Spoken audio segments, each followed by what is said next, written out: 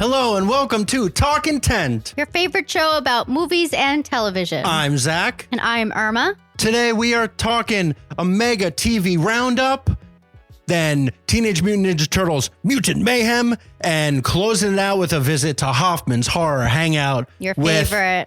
A banger. Talk to me. Some really quick industry talk, because we got a lot to get to. The one thing, because we've been talking about it over and over and over, Barbie crossed $1 billion friggin' dollars. Sure did. Sure did. It's definitely going to pass Super Mario. I think in the last episode, I was like, I'm not sure. It's definitely going to do it. Oppenheimer's also creeping up. It's amazing. Movies are back. Yeah. Everyone's freaking out. You just got to put out good movies and people will go see them. Yeah. Or divisive ones. Sure. For some people. Got a few comments on some posts from people that did not like Barbie. Oh, you did? Too woke. Whoa. Yeah. Just a few. And then I deleted them. Interesting. I didn't know that. Yeah. Too woke.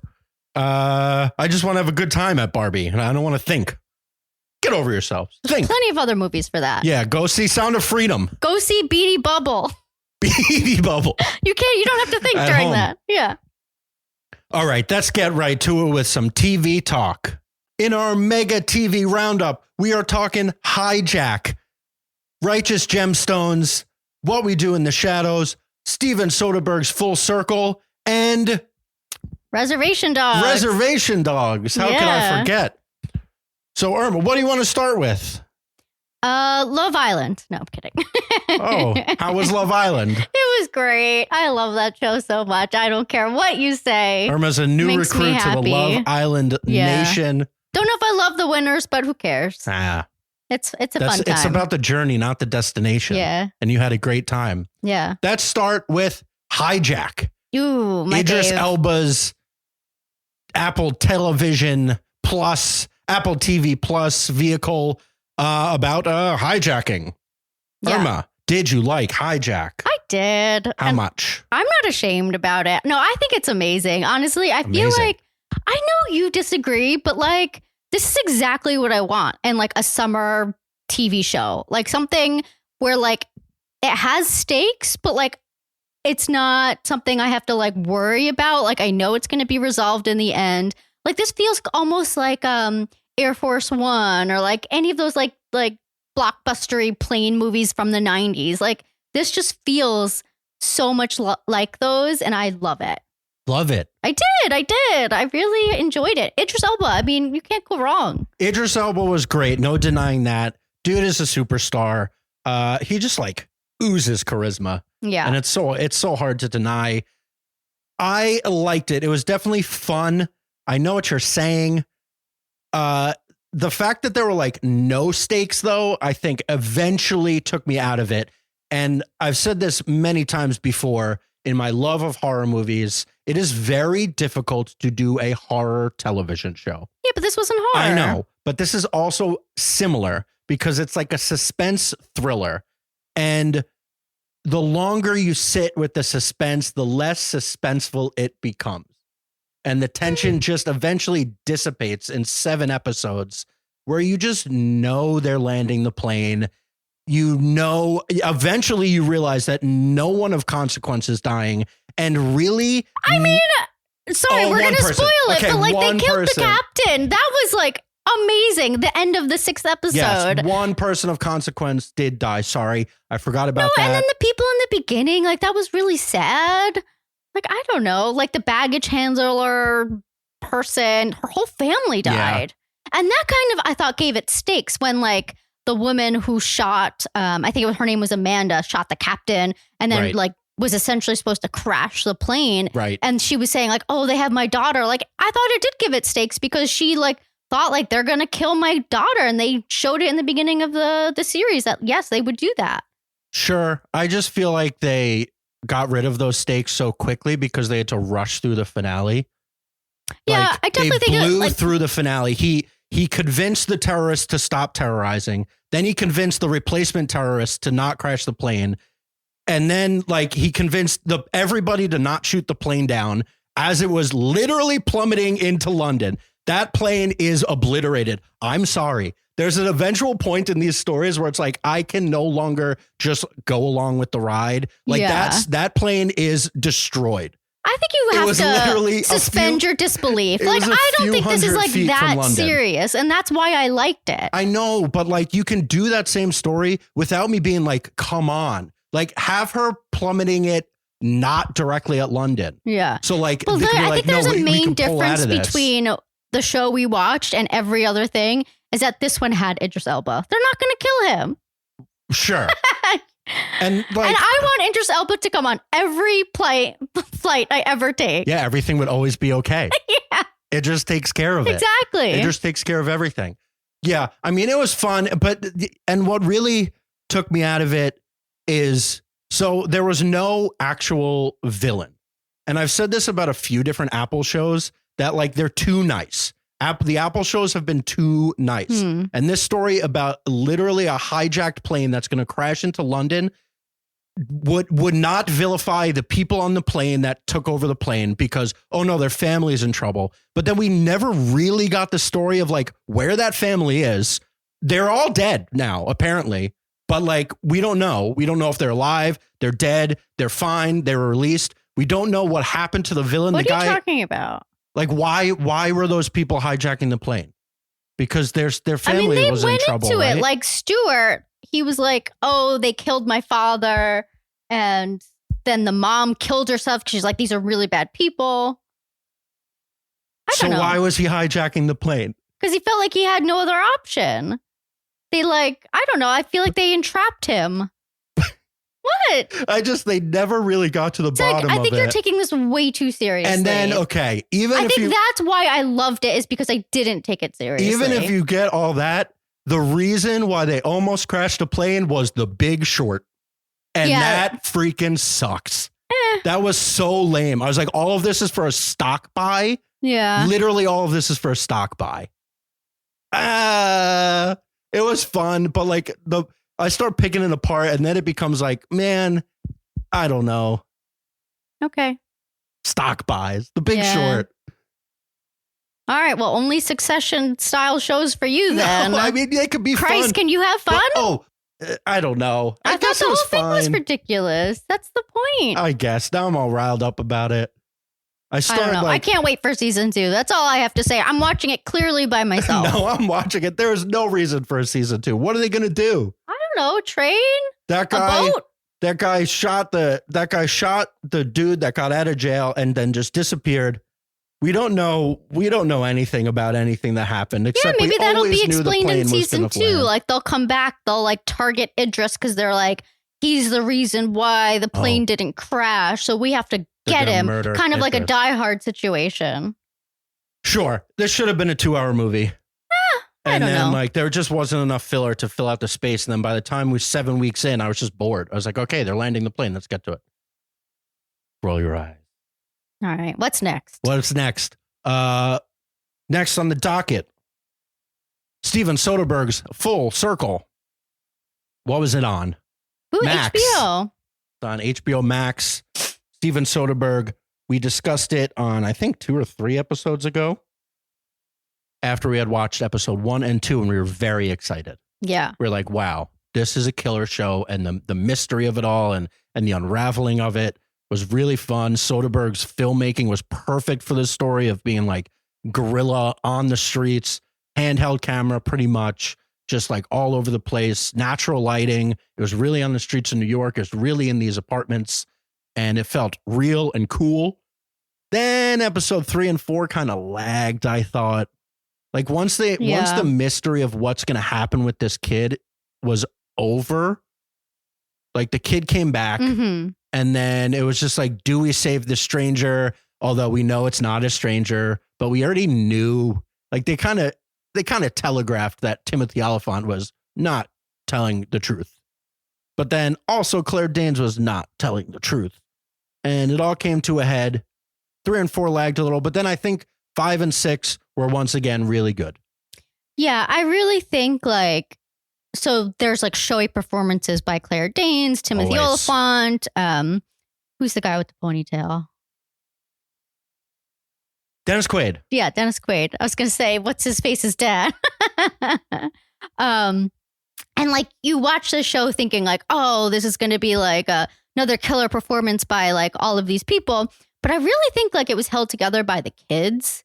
I don't remember their character's name, but like the Guyanese kids. Yeah, the Guyanese kids. Like I thought they were really good and very compelling. And like I cared about what happened to them and I wanted them to be safe the whole time. And I really think a sneaky win for this series was, the guy, her right-hand man. Guy that played Garmin. Yes, Garmin. Yeah, he was really good. I thought, by the end, he kind of got to it. I thought he was going to take a little bit more control. Yeah. And I thought it was interesting that like all of this was just based on some curse, but nobody really fought back against that curse. Like, stop being stupid. Well, I think they kind of did by the end. They were like, okay, this is getting out of hand that we're doing all of this. But yeah, like, I just think like those characters really made the show what it was. And like Claire Danes and Timothy Oliphant in a way took a backseat. Like I just almost didn't really care about their storyline as much. And then of course you have Zazie Beetz' storyline, which was fine. Yeah, you know. Zazie Beetz was the weak link. Yeah. And not herself, but just like the story. They needed someone that was on the law side to like push it forward. Although you don't really. Well, typically that would be like a man who's like his life is falling apart. True. Like dives into this case just because he's got nothing left. Like, so I liked that it was, I liked that it was Zazie who was playing this archetype. But other than that, it didn't really work for me. Yeah, she like figured things out so easily. Yeah. And she found Javier so fast and like turned him. And she ended up being like the kind of like the info dump. Yeah. Like we already knew all of this stuff, and then she would like just say it. And we'd be like, yeah, you figured it out. Like, it was really quick. Yeah. It was odd. But then I liked when it came to a head, and it reminded me a lot of like what the Coen brothers often do of showing like crime.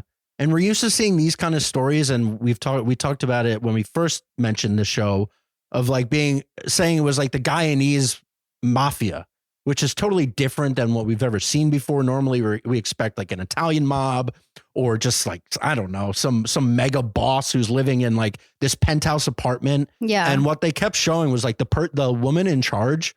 It was like a fine house in Brooklyn, but like it was a totally fine house. And this crime was kind of just their jobs. Yeah. And they weren't like living large because of it. It's just like what they had to do. And then all of this violence that ended up happening, like a lot of people died on this show, and they thought they murdered a child until, obviously the kids saved him, but nobody knew that for a very long time. Yeah. And it all kind of turned out that all of this crime was really for nothing. And I liked that. Like the Coen brothers do that all the time, is like what they were fighting for. One of them has a new movie coming out with like similar. But that one looks like goofier. Yeah. But like they go back, and when it unravels, and like Claire Danes had sent this money to this place and paid off politicians. Yeah, and like that thing never got built.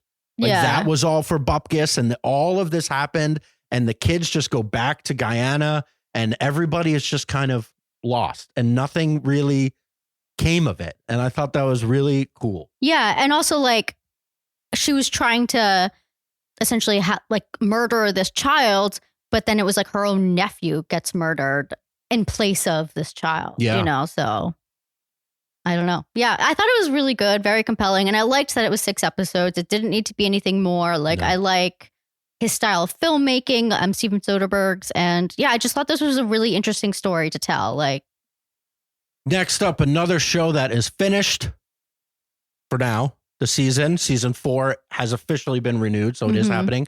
But The Righteous Gemstones season 3 wrapped up, and Irma, darling, was this the best season of Righteous Gemstones? I don't know if it was the best season. It was just really fun. I love this show. I love Danny McBride so much, and I just love how like he is someone who can give the stage to other people. Like, you would think that like he would overshadow people, and he does, but he's I don't know, he's just so gracious in a way with like all the performers. Like, what's his name? Adam Devine? No, Baby Billy. Oh, yeah. Ugh, Uncle Baby Billy. I freaking love him. Like, he is the best part of the show. Yeah, I agree with you with that. So Danny McBride this is his third major show with HBO. I think now this is his most successorial one. Is it? I don't know. They don't know ratings. I imagine though. It's like it seems like it's the biggest one. Okay. Whereas the original Eastbound and Down was like so niche and he was still pretty small. And then Vice Principals, I feel like didn't work as well. And then this one is like the culmination of like everything that they've been building. They have their whole like compound in South Carolina that everybody just goes to. Yeah. And they film down there. But yeah, you're right. Like Danny McBride, especially in those other two, kind of was the full center. Yeah. Like it was really all, especially in Eastbound and Down, it was like all Danny McBride. And then this one, he could not even be in episodes. Yeah. And it would be totally fine with Judy and Adam Devine's character, Uncle Baby Billy, Uncle Baby Billy's wife. Who's always pregnant. They're all so funny. BJ, like all of them just slayed this season. And what I loved last season, I thought it waned a little because it got bogged down by a bunch of plot. Yeah. And like they tried to make all of this plot that felt outside of the family. And I liked this one. It just felt real and like that a cousin, another uncle would come and be jealous of them, but it still was within the Gemstone family. Yeah. And it wasn't just like another mega church. Like that started getting kind of silly. Yeah, I agree. With season 2. So this one was still the family. And then them having all of these troubles then opened their eyes to like what their lives could be pretty good. It's so good. And it's kind of funny because a lot of people compare this to Succession just because it is kind of like, 3 dumb siblings trying to like take over their dad's job who was like so good at it.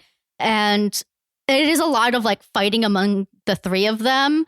But in the end, or at least in the end of the season, they realize that they're stronger together. Yeah. And that's kind of what we wanted in Succession is like, the 3 of you really need to come together and like do this like as a unit rather than compete against each other.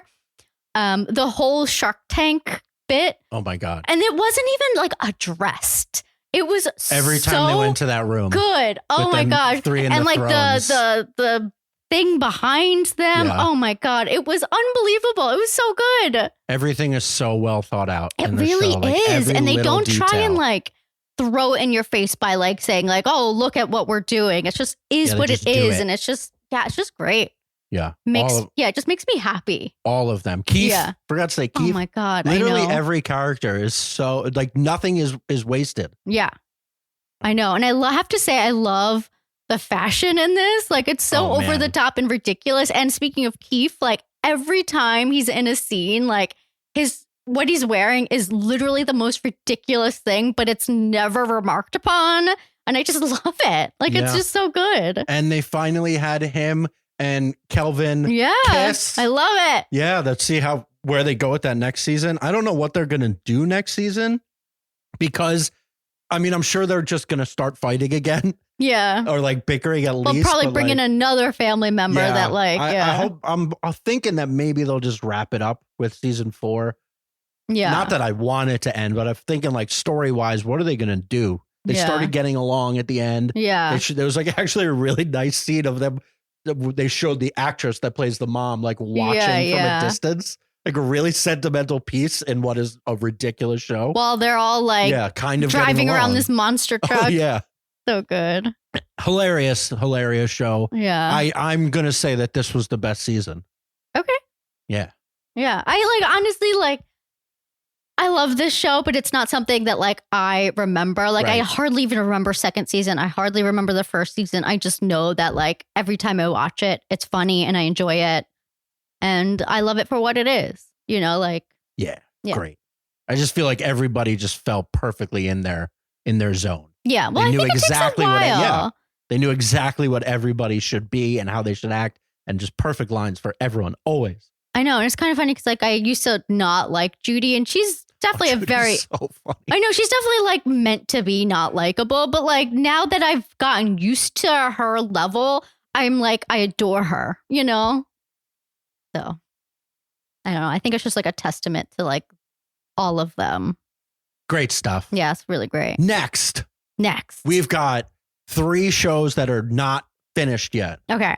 First, well, which one do you want to do first? Reservation Dogs. You were most excited. Yes. We did our Excitometer episode, most excited TV show. I'll link it in the description. You can watch. We talk about every TV show that is premiering in August and how excited we are. And Reservation Dogs was Irma's most excited show. Yeah. I mean, it's great. Yeah. It started off so strong. And I freaking love, oh my God, what's his name? The Spirit. Yeah, he's so funny. He's really funny. Like I knew he was funny, but I guess I didn't remember him being this funny. Yeah, he came in hot and heavy to start this season. Yeah. I forgot that Brandon Boyd was White Jesus in California. Yeah. That was fun. A little Incubus throwback. Yeah. And then, so we find Bear and the rest of the Res Dogs are in California and they realize like they can't survive there. The car got stolen. Yes. And then like they have no money. So an aunt comes and picks them up, but then they lose Bear. And now Bear is stranded. Mm-hmm. And the last episode that we saw, he kind of they go pretty like metaphysical with this show, which is fun. Yeah. But they don't like slap you on the face with it.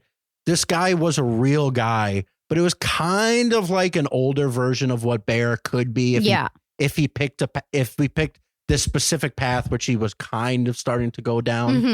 Mm-hmm. So just like a guy on his own who used to have a lot of friends, they distanced and he kind of lived completely off the grid. And like, it was just beautiful. Yeah, it was a really beautiful episode. Like, and you expect like, oh, this guy's, I mean, he obviously did have some mental issues. Yeah. But like, you expect it to be even worse, but it was actually really nice. Yeah. I don't know. And like, I almost could see Bear like living with him for a little while, but they like ended that pretty quickly because obviously Bear has to go on a bigger journey. And I think his spirit guide is like taking him on this journey. And I know that's probably what this last season's going to be. Mm-hmm. And so I'm just excited to see, what happens. Yeah, I think a different show would have made, I don't know, maybe more of a mockery or just way more on the nose of the guy, the older man, like being crazy.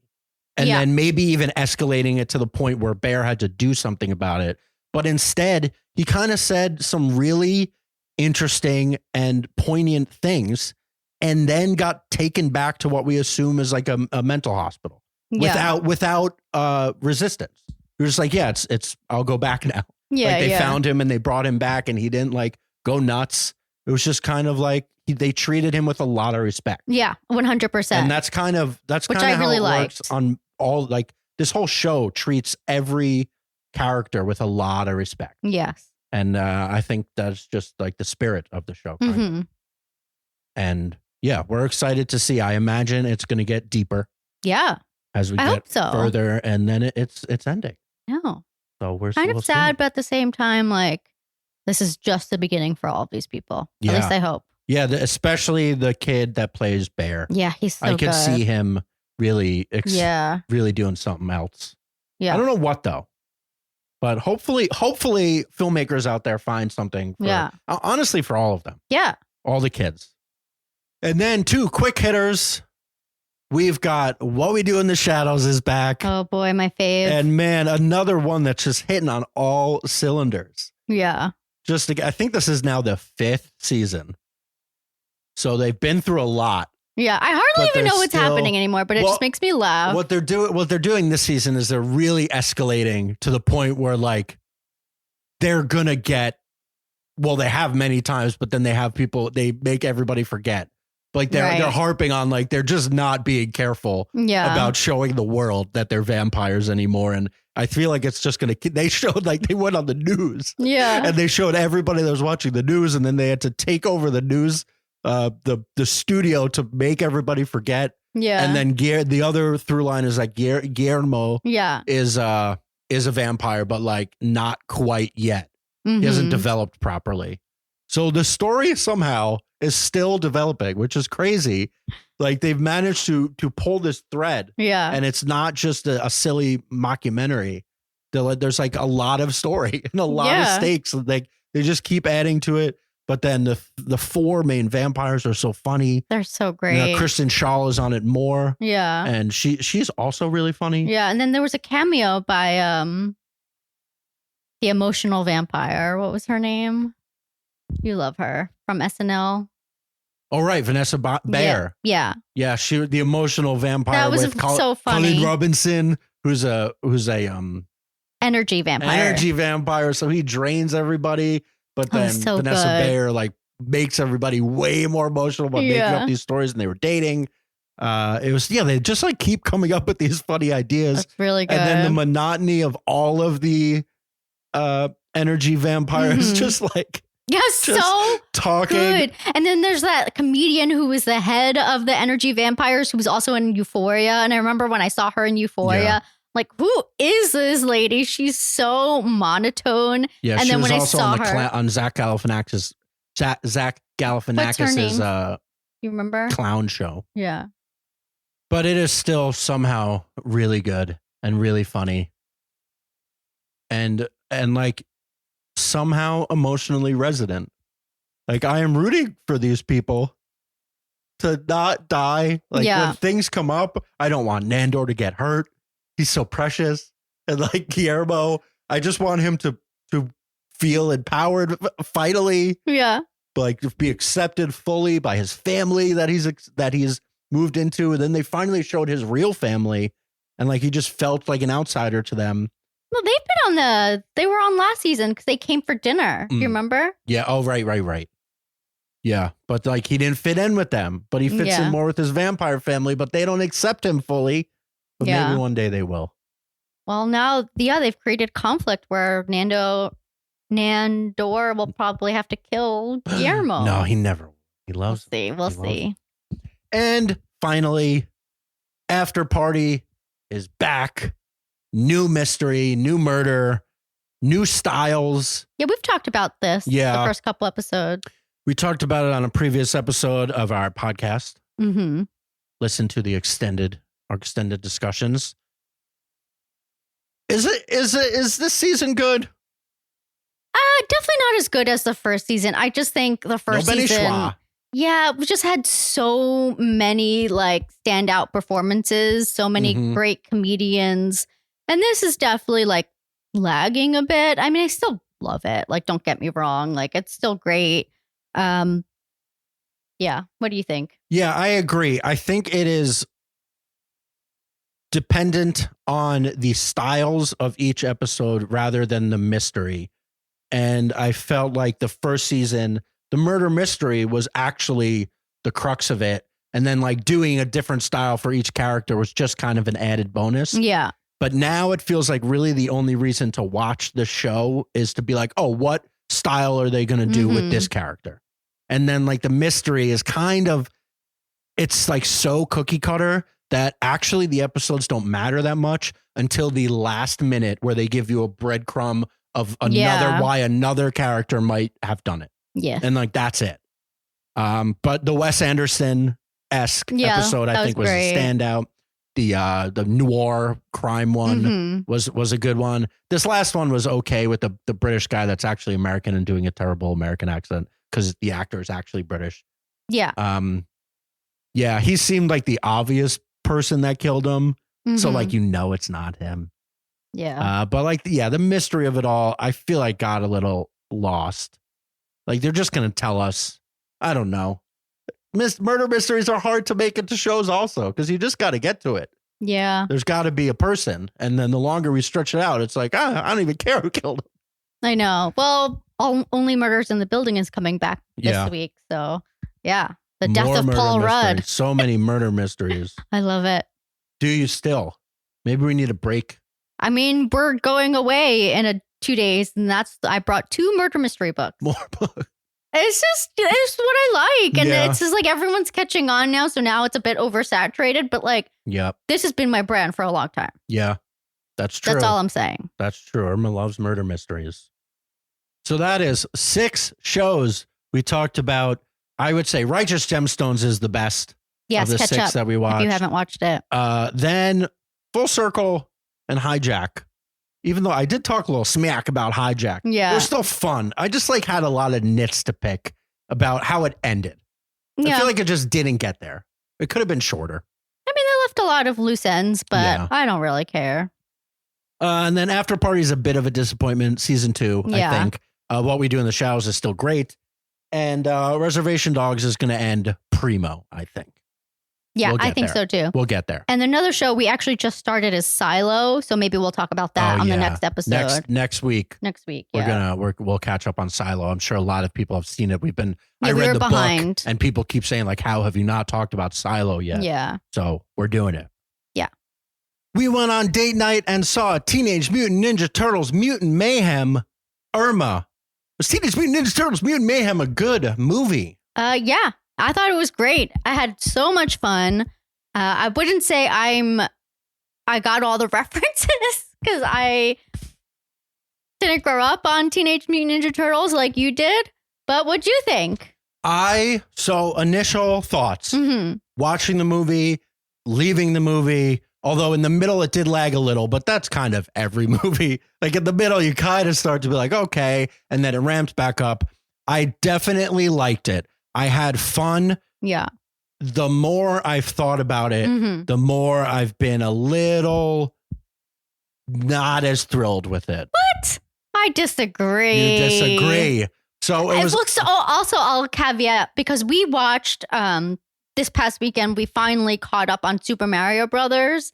And I feel after watching Super Mario Brothers, it made me like this movie even way more. true. Well, Super Mario Brothers was just a bad movie. Right. But I just feel like it's similar with the nostalgia, the Sure.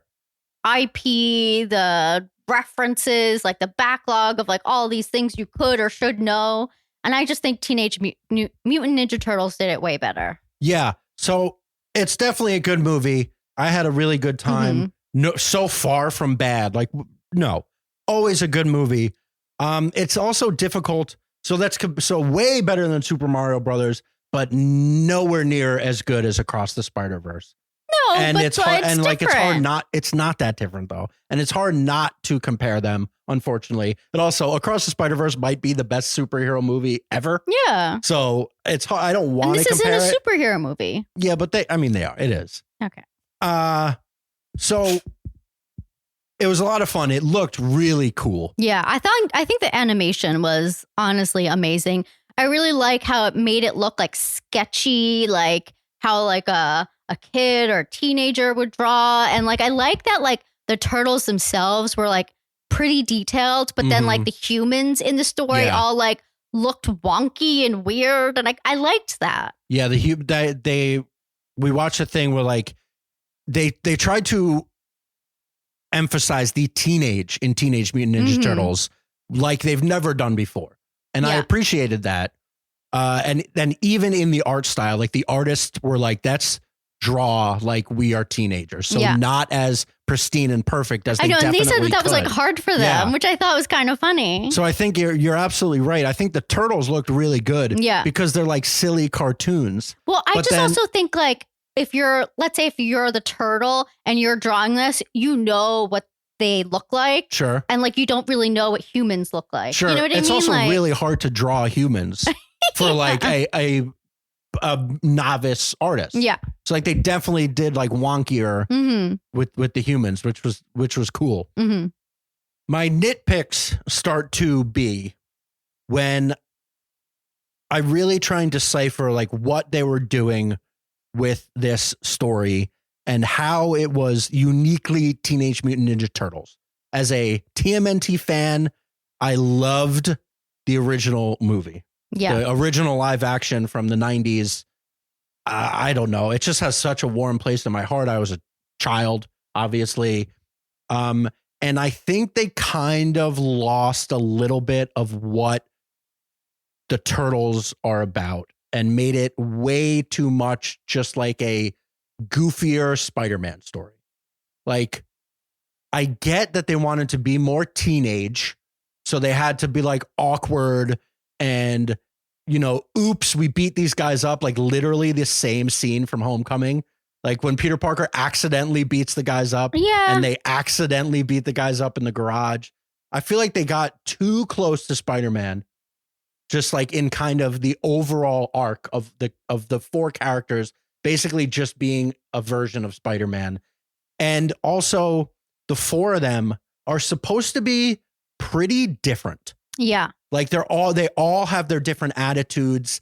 And it was always like, who do you like the best? Like in the cartoon version that was on like the TV show, Michelangelo was hilarious. Mm-hmm. But then in that live action movie, Michelangelo and actually Donatello is funnier and they work funnier together. And then Raphael is like really angry, like really has a problem. He's the red one, right? He's the red one. So like the only they had that little. I know, but they only told you that. They're like, Raph, you're angry. But at no point in any of their interactions was he like any different than the rest of them. And then Leo, like all of them, all of their dialogue could have come from any of the four of them. A bit. Except that one scene with Leo when he organizes everybody. Yeah. Where he had to be the leader. But like they were too homogenous. Okay. I definitely see where you're coming from. I think that I could tell them apart. Well, because they're different colors. Oh my gosh. I do think they had different personality traits, but they're still young. They're still growing into themselves. They're learning. I think that was kind of the point of this movie. This is like the year one, you know? Sure. Yeah. Yeah. And then my other gripe is just with the ninja of it all. Yeah, so I agree with you with this. They ramped up the teenage and they absolutely annihilated the ninja. No ninja. This was Teenage Mutant Turtles. And in theory, that's fine. But then again, it gets like too close to Spider-Man. And Splinter is a ninja master. And they really made him like kind of a goofball. They did. Like a real goofball. At one point, I think he kicks a little butt. Well, I think so. In the original, he's not their dad. He is their teacher. Yeah. And well, it's like a father figure. But he's like a sensei. Sure, but I think like he's not really meant to be their dad. And this one, they like made it like this is their dad. Yeah. And like the ninja, even there needs to be a discipline with them. And that's kind of the point. Like, yeah, they're teenage and they're rebels and they like pizza and they mess around and they skateboard. But at the center of it, they have that like ninja discipline where when they need to turn it on, they know how to turn it on. And they're not accidentally beating people up. Yeah. Like, yes, they can be awkward and self-conscious teenagers. But in times of trouble, a ninja is going to always perform properly. Yeah. And I feel like they lost that completely. I know. Not even one meditation scene. Yeah. Like they needed to center themselves at one point. That's kind of the point. Yeah. I think changing the Splinter backstory was the big issue. Yeah. I think because originally he is supposed to be, what is their?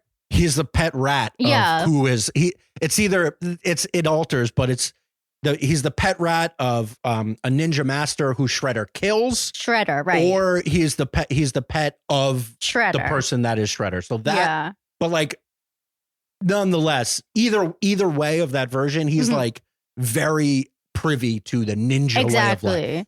Yeah, and in this one, he just learns it from Bruce Lee videos or something. Yeah, which I thought was very strange. Yeah, in the moment, I thought it was funny. Because like it is silly if you go back and watch the first one when they show a rat in a cage and he's like doing like the tiny animatronic rat of like learning how to kick and punch. But like he does have to have that like the scene in the original movie after Splinter dies. I mean, I think like and he comes in the fire and he's like giving them this wisdom where his spirit, like almost like a force ghost. Like, you know, Jedis almost. So like they're super serious. Yeah. But they can still have fun. And in this point, there was no serious. It was all goofball fun. Yeah. And I think it was a little bit too much goofball fun. And last thing, the villains subsided way too easily. Like Superfly stuck to his guns, but then like the rest of them, it took like one word and they're like, yeah, we're on your side now. And this guy's crazy. Yeah. Which is like, all right. But it all felt too easy. And I think it was a little bit too much for kids, which is fine. but I wanted it to be more for me. Yeah. And it was a kids, like the kids' humor. It was kids' jokes. They made the milking joke way too many times. Like it was funny and then it wasn't funny. And it's like when a 10-year-old just says the same joke and they still find it funny because they're 10. But like I'm a 36-year-old. Yeah. And it's not funny anymore. Well, I think that's what a lot of the things with this nostalgia IP, like, who are you going to make it for? Like, so even with Barbie was for us. Yeah. And not for kids. I mean, it could be for kids. Kind of. Really. But like the jokes were hilariously funny to me. Yeah. No, I know. Like, you know, a person that understands life. It's a hard thing to do. It is hard to balance. I mean, Pixar does it pretty well, I think. Yeah. I mean, not lately, but I think they typically do. Things I really liked. I thought the voice acting was pretty great. Yes, I did want to say that. So I've been nitpicking. I really liked it. I thought, so take out the fact that they all felt a little homogenous. I thought when the four brothers were together, it was like a lot of fun to watch them. Because the banter just felt really real. And I think it was. Yeah. And then Jackie Chan, right, played Splinter, and I think he did a great job. Ice Cube played Superfly. Yes. And then, of course, there's a rogues gallery who played like... Yeah, Paul Rudd. Yeah, Paul Rudd character is very funny. What's his face? Seth Rogen. Yeah, Seth Rogen, who also was in Super Mario Brothers. And I have to say, just not to constantly compare them, because I don't really think we're going to spend any time on Super Mario Brothers, is that like the voice acting really took me out of Super Mario Brothers. But except for Charlie Day. Sure. I like that. But he was also not in it. Yeah. I just like Charlie Day. And then here, like, I thought it actually like added to it. Even though Seth Rogen, like, whenever, he always kind of takes me out of it, but whatever. It's too distinct. He was a small part of this movie, so it didn't really bother me. And then another thing I really liked was the music. I thought it was so good. You didn't love it, but like, the No Diggity fight scene was so good. I was dancing in my seat. Yeah. I wanted to start like singing the words, but I didn't want to be annoying to people. Yeah, I liked the music. Like that's the part where I feel like they were not congruous with who they were trying to, like, the movie was for, let's say, a 13-year-old. But then the music was for me. Yeah. And like, I just felt like that didn't line up properly. And we're about to talk about Talk to Me. Yeah. Which was like, we're watching Australian teenagers and they're listening to modern Australian hip hop. And like, it felt like this is what they're listening to. We're in their world. It's like, pick a lane. I don't know. But I did like it. I did like it. It was like nice to hear those songs come on and be like, oh yeah, what a great jam. Yeah. Oh no, I really enjoyed it. Yeah, I mean, really good. Just, I had like some nitpicks for being a Teenage Mutant Ninja Turtles movie specifically. I feel like they made a good movie, but kind of lost what makes them special. Yeah. And then I really wonder what they're going to do with Shredder. Because, spoiler alert, if you're still watching it and didn't realize that we spoiled all of it, kind of. The stinger is that Shredder is coming. Yeah. But like how? Because they already totally separated Splinter from Shredder. So is he just a random bad guy? We'll see. Or maybe, well, Maya Rudolph's villain is still around. Yeah. So she's like bringing Shredder in. Yeah. For some reason. Yeah. But that's it. Good flick. I had some nitpicks. Hello and welcome to Hoffman's Horror Hangout. I see a lot of horror movies on my own, often on our couch right there, alone in the dark while Irma's in the bedroom, or I'll go to the movie theater by myself and Irma stays home. But every time I see these movies, especially the good ones, I'll come home all excited and tell her everything that happened. And she likes it. Like, she loves movies, as of course I think even the bad ones, I force you to tell me. Just because I just want to know. And you're kind of like my real life Wikipedia.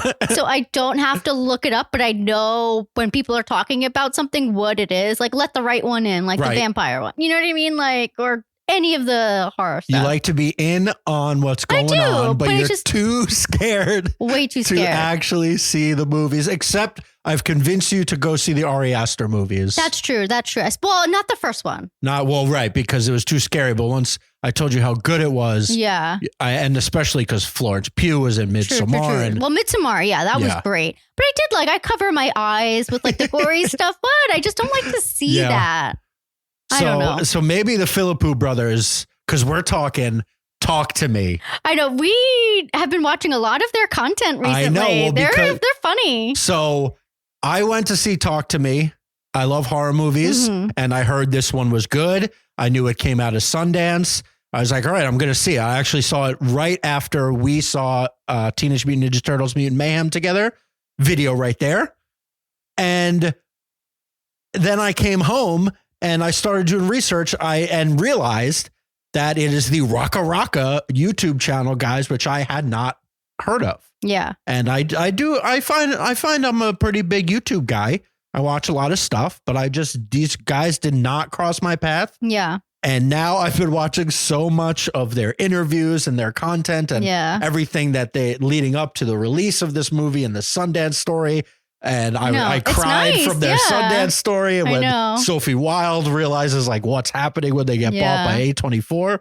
It's just like really cool. Yeah. That these guys came from, making YouTube videos in Australia. Yeah, I was about to say, and boy, are they Australian. Yeah. and now they made what I'm saying is the best horror movie of the decade. Really? Yes, so far. Better than Ari Aster. Better than Beau is Afraid, yes. Oh, why is that not? Midsommar was before 2020. But if I had to be technical, the best horror movie since Midsommar. Okay. Right. And then Jordan Peele, not that Us and all of that. That was not this decade. Right. And I mean, Nope is like iffy because. Well, Nope I don't consider a horror movie. Sci-fi. Yeah, I love that. Okay. But either way, man, Talk to Me was so good. Well, if these brothers are on the trajectory as Ari Aster and Jordan Peele, I will see their next movie. You know what I mean? Yeah. Because it's more like mind bending than it is scary. Well, I'm just saying if that's the trajectory, that's what like Ari Aster did. That's what Jordan Peele has done. Well, they have said they want to make an action movie next, maybe. So I don't know. Well, if their YouTube, they start beating each other up out of nowhere. I don't know if they're going to just do horror, much like Ari Aster and Jordan Peele haven't just done horror. Yeah. This, I would say Talk to Me compared to those two guys, Ari Aster and Jordan Peele, although I guess Hereditary was pretty straightforward horror. And then he pivoted with Midsommar. Yeah. But I don't see these Philippou brothers, but maybe I'm wrong, pivoting as much as Ari Aster or Jordan Peele into like higher minded. I don't know. Yeah, maybe not. I don't know. It's just, I feel like Australian filmmakers, they're not that prevalent, Australian actors and actresses for sure are, but actual filmmakers. Yeah. So I feel like maybe they have a lot of story to tell, that we haven't seen. And I think that's really interesting. And they want to film in Australia. Yeah, I love it. It was a big fight that I've now learned because I've been looking into this so much. Well, not a big fight, but they were offered larger studios from the jump to help them make this movie, but they wanted to dumb it down. They didn't want them to use Australian actors because I guess they thought the Australian accent doesn't work. And they were like, no, we're making it in Australia. We're using all Australian actors. And boy, were they right, because Sophie freaking Wilde is the next star. I'm saying it right now. She is Florence Pugh before Midsommar. She is Zendaya before whatever the freak. I mean, Zendaya was a whole different package because she was a Disney girl. Yeah. But like she was so good in this movie. She's got the look, and she can definitely do no wrong. She was so convincing. I really think that she's going to blow up from this, and hopefully something comes of it and she gets a lot of opportunities going forward. Because man, she was awesome. And they were all Australian. But what we do every time I come home. Wait, did you need subtitles? Or you understood everything? Of course I understood. Their accents are not that strong. I know. The brothers, their accent is strong. Yeah, but they're not the ones talking. Yeah, true. And because like nobody's as excited as they are. Like in their interviews, they're very excitable. So like really talking a mile a minute. They seem very young, even though they're not that young. Also, I can know just Irma needs subtitles. I know, I do. I need subtitles on literally everything. With British television or Australian television. Yeah. But no, of course I can hear them. So, well, first, I think what made this movie so good. So we're staying still pretty general. No spoilers yet. We'll get to the spoilers. Sophie Wilde killed it as Mia. But what was awesome about this movie was that it didn't go over the top. And it felt honest and the characters felt real. And it was a bunch of teenagers doing teenager stuff. And even the scares were subtle. Like they didn't hit you with jump scare after jump scare or super gore over super gore. It actually wasn't really gory at all until a few parts, but not like your traditional, like Evil Dead Rise was like just blood, little hoses of blood. And then the jump scares, like they didn't really do it. They felt earned. And it was just like an exploration of grief and trauma and addiction and like dealing with things. And that's what makes great horror movies is when the people first, story first, drama first, like any story, it has to work just from a character and story arc perspective before it is just scary. Well, I mean, it can be just scary, but then those movies don't work as well because you're like, all right, when's the next scare? Because I don't care about these people. Yeah. And this was the opposite. It's like, I freaking care about this girl and her friends. And also there's like the dead and we're communicating with them and freaky things are happening. And she is becoming very questionable in her decision-making. And it has to do with like, it was also the best representation of meme culture I've seen, especially, I mean, definitely in horror films, but even in, I don't know, there was like that Hulu movie called I'm Not Okay or something. There's been a few mostly straight to streaming movies that are kind of about teenagers in this day and age dealing with like what's viral and really incorporating that into the story. And this did that better than anything I've ever seen. It's so hard. I have nothing to add because I didn't see it. I just scream it at you how good it was. And then there was like a few parts that I wish they reined it back a tiny bit because they made it a little bit too much, but it was so few and far between that it was just fantastic. So was it like, I didn't even see this, so I can't even say, but like, was it like the Ouija board movie or like? Kind of, although I kind of forget Ouija, although the first Ouija was very good. Yeah. No, it was more like, because they're bringing ghosts or the dead into this world. It's kind of hard to find a comparison because, well, let's just get to the story. So full spoilers now. I want to explain everything that happened to Irma. Yeah. And she's just going to react to it. I know. Well, here is your Wikipedia download from Zach. If you're like Irma and you want to know about the best horror movie of the decade, but you're too damn scared to see it. Yeah. Because it was pretty scary. Well, I have to say, when you tell me things like in a typical movie, I would hate this. But like you telling me what to expect, and if I watch it now, I don't think I'd be scared. Well, right. Which I think would help. Like maybe I would watch it, you know? Yeah. Now, well, after you tell I me. definitely am going to watch it again once it becomes available on our little TV over there. Yeah. Because I loved it. I loved it that much. Wow. Like definitely best since Midsommar. I always said It Follows is kind of my top tier of modern horror. It's right up there. Okay. Like top 5, I think. It was so good. So what happened? So we've got Mia, played by Sophie Wilde, as we discussed. Jade, her best friend, and then Riley, Jade's younger brother. Okay. And they're sitting in bed together. Oh, I didn't describe how this movie starts. Yes. So it starts with, we're at a high school party, classic opening. Everybody's having fun. The pool is hopping. The music is banging, but somebody's not there. And this guy is saying, like, I forget his name. But he's saying, like, where's blah, blah, blah, blah, blah. Where's Ben? Let's call him. And then he goes into a bedroom and he finds Ben. And something's wrong with Ben. Okay. He's got scratches all over his back. He's like all messed up. And it turns out this is his brother looking for him. And they're at their house and the party's at their house. And he pulls Ben out of the room and he says, "You're being so weird, something, something." And then Ben stabs his brother in the stomach and then stabs himself straight in the forehead. Very graphic to open it up. Great stuff. Big shocker.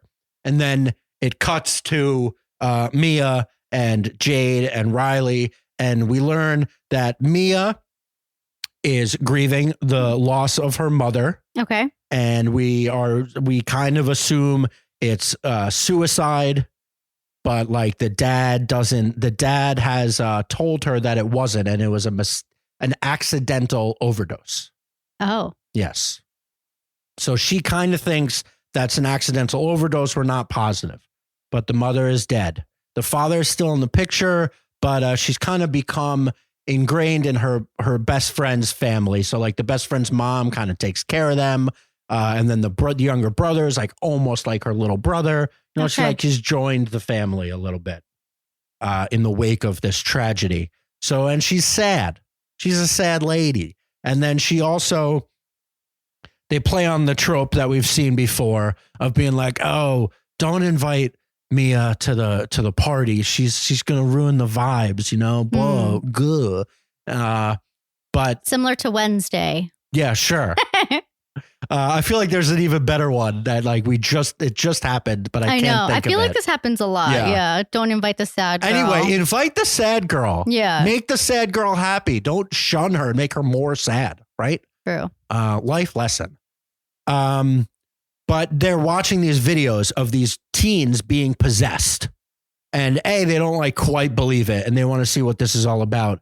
They happen to know the people that are doing these. So they go to a party, a gathering, a seance with the people that now have the hand. And we later learn that they got the hand from that Ben dude from the beginning. Right? Ben. Yeah. Quote unquote. I don't know. I don't remember his name. Yeah. It's probably Bean. That's my Australian accent. Bruce. It's probably Brewston. Yeah. Yes, righto. Anyway, so they have like a whole ritual of the hand, and there's rules. So you shake the hand, the ceramic hand that you've seen in all the promotionals, and you say, "Talk to me," and then you start seeing the spirits, the dead, the demons, and there's a candle. They light the candle. They also tie you to a chair, just so I guess like you can't get up and start doing things like hurting people potentially. Yeah. You kind of just live. Yeah, because you don't know what kind of spirit is coming in. It could be bad. And then you say, "I let you in."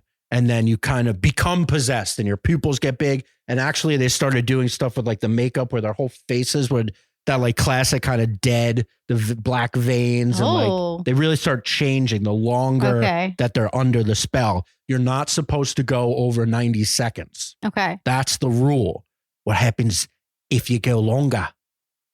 They don't want to leave. Dun, dun, dun. Dun, dun, dun. Therein lies, we all know what's going to happen, right? So Mia does it. She gets all possessed. Sophie Wilde does a fantastic job of just acting crazy. And Riley is there, the kid. She comes to the party. He comes to the party with them, you know, younger brother, whatever. "Why'd you bring the kid?" He's cool. And she pinpoints him as the spirit, saying, "Oh, they like you." And she's looking at people behind him that aren't there. So it's like the first hint of these dead people are way more interested in this kid than anybody else. Yeah. And then they snap her out of it. They tug the hand out of her hand and blow out the candle. And what we learn and what is so cool about how they did this possession is that apparently it feels great. It's like a euphoria. Okay. It's like a drug.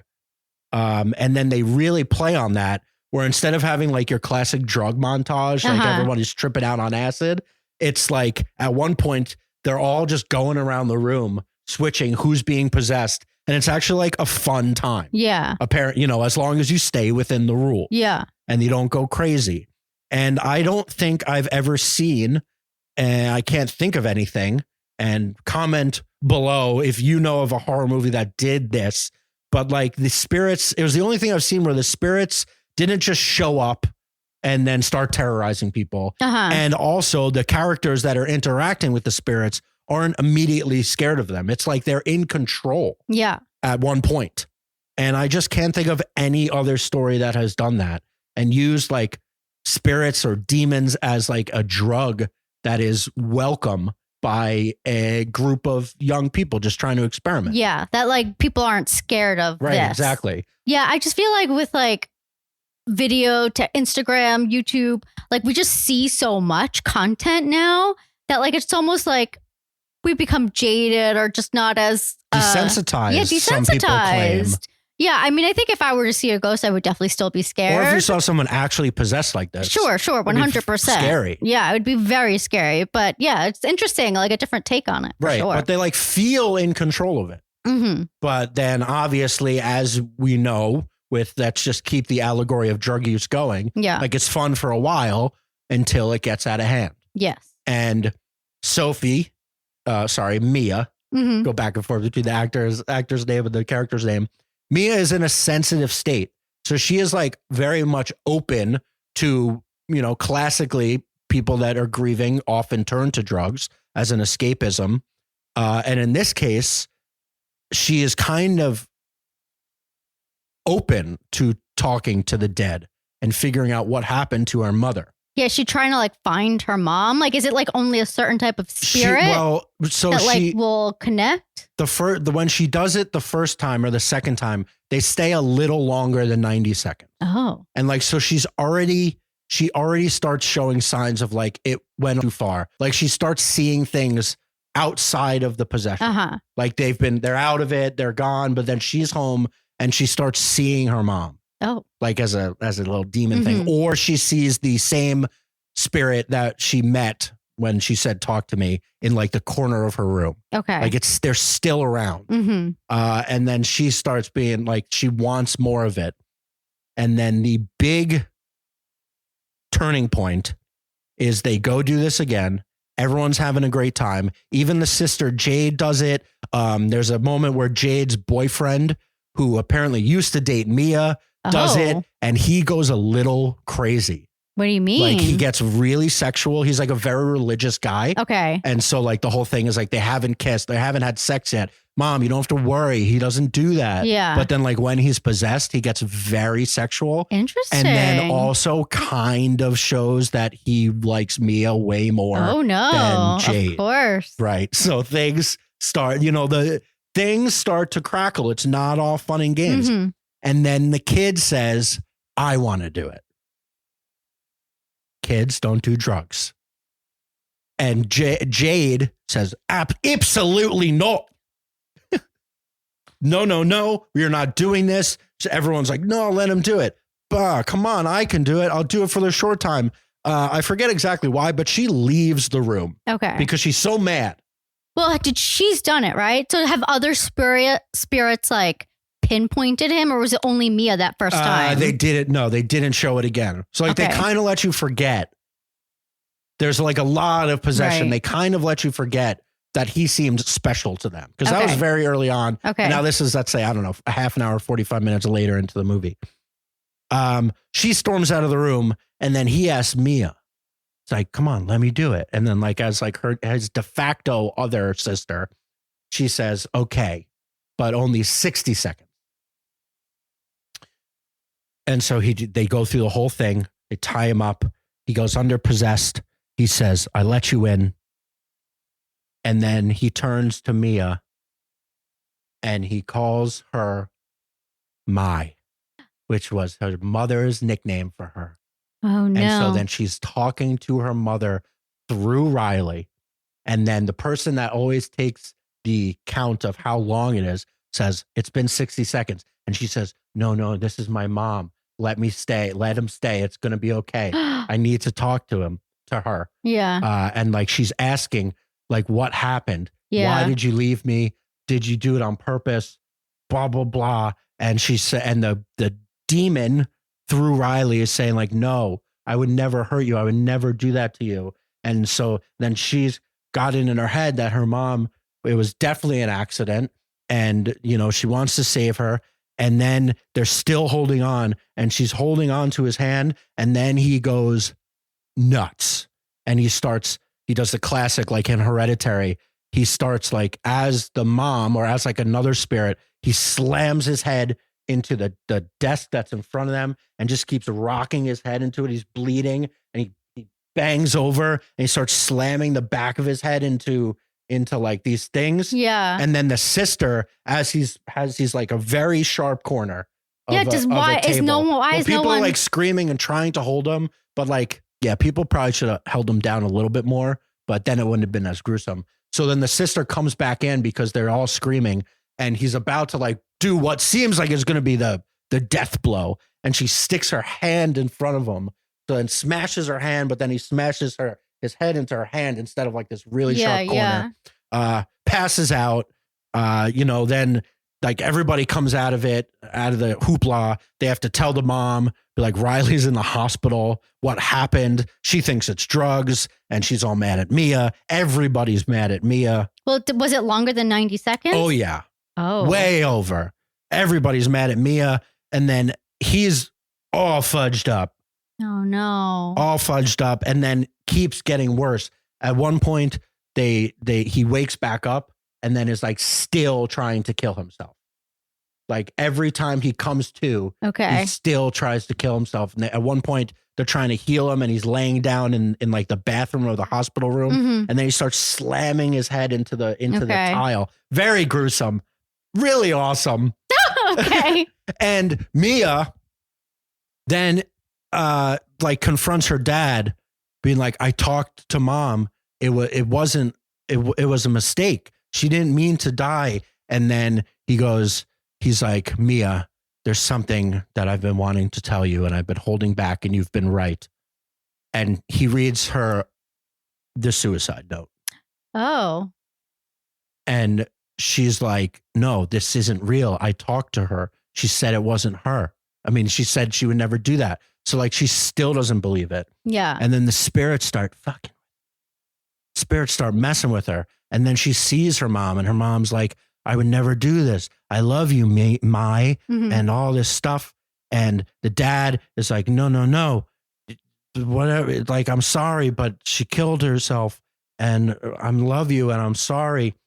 And then climaxes. Here comes the climax, everybody. She interacts with Riley, the kid. Uh-huh.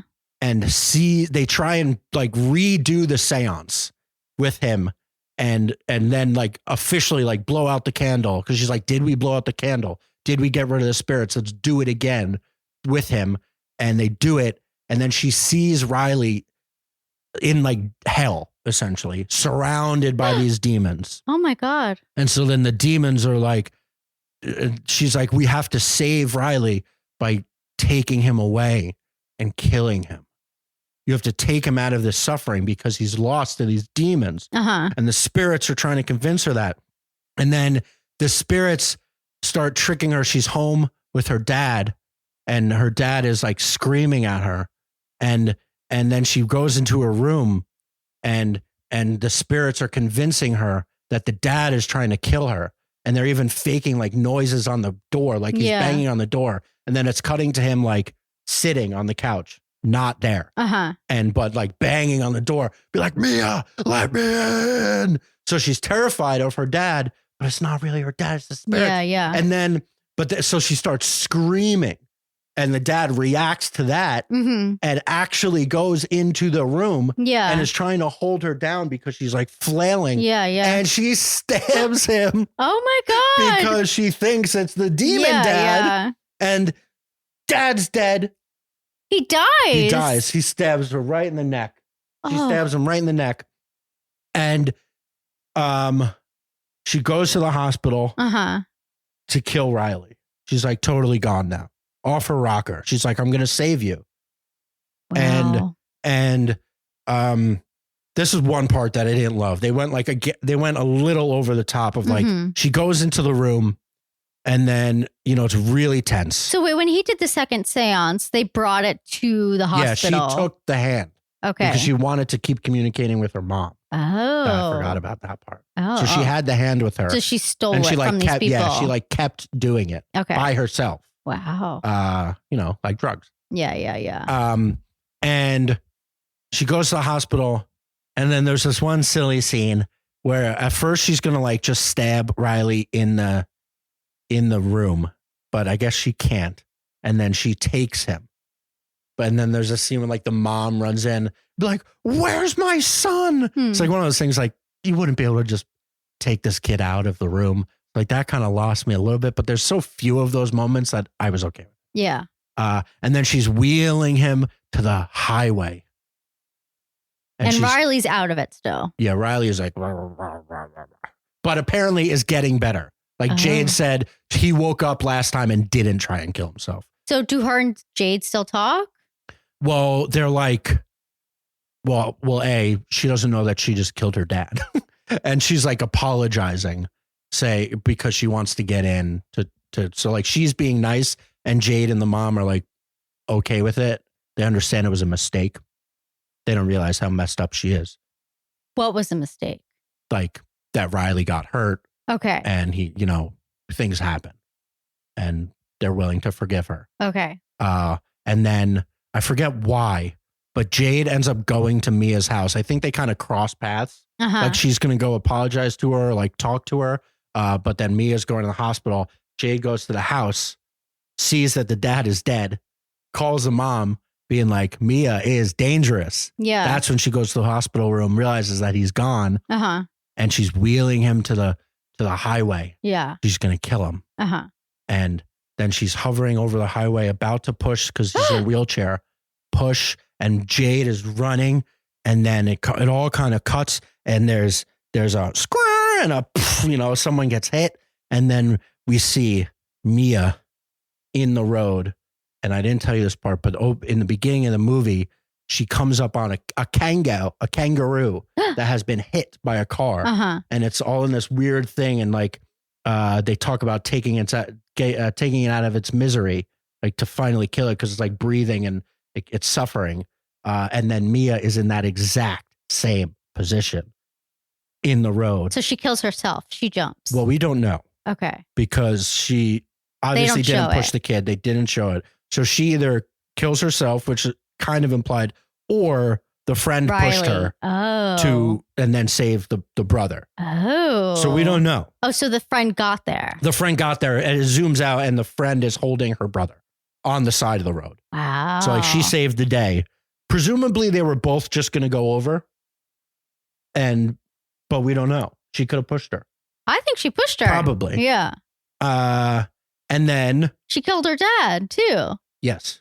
So I think that's another motivating factor. And then Mia gets up and starts walking. But then the whole thing turns black, and then there's a light. And she starts walking towards the light, and old Zach is going, "Yes, this is such a good thing that we're doing, Philippoos." She starts walking towards the light, and then you hear someone say, "Talk to me." And it turns around, and now she is on the other side of the hand. Nice. And that's how it ends. That's good. Oh my God. So good. So good. I still don't understand how they know all of this about the hand. Well, because like other people experimented with it. Yeah. And then, I don't know. It's like rules. Sure. You got to have some rules. That's fine. Other people experimented with it. Again, I don't know. It's like drugs. Yeah. How many milligrams? And then does it matter what candle it is? Could it be any candle? No, I think it could be any candle. Wow. You let the spirits in and then you blow them away. But anyway. That sounds really good. It was really good. It sounds very scary. It was scary, but it was also like just really original. We've seen, the thing with horror is there's only a few tropes, really. Sure. And you revisit them, but the ones that could just do it so well, and this is one of those that like you care about everything. The scares are scary, but like we know why she wanted the demons, and we know why she was entranced by them and entrapped by them, and like they took advantage of a weakened. But why person. they like Riley so much? That they don't really declare, but it's like I don't know. They want like the blood of the innocent or something like that. Okay.